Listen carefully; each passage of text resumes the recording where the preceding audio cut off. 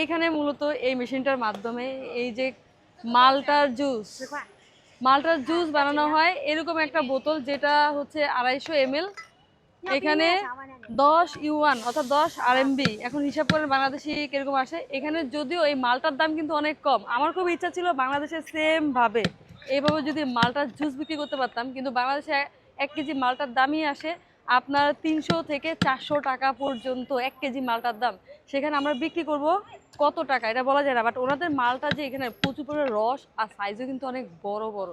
আমাদের মালটার জুস একেবারে রেডি হয়ে গেছে, এই যে দেখতে পারতেছেন এটা কিন্তু টোটালি ফ্রেশ, নো আইস, নো ওয়াটার, নো সুগার, কিছু নাই। আমার খুব ইচ্ছা ছিল বাংলাদেশে এভাবে করা। ওনার এই একটা ভরতে প্রায় হচ্ছে গিয়ে 2 থেকে 3টার উপরে মালটা ইউজ করা হয়েছে এখানে, 2 থেকে 3টার উপরে, অর্থাৎ উনি এখানে 3টা মালটা নিয়েছে, অর্থাৎ 3টা মালটা লাগে একটা রিফিল করতে।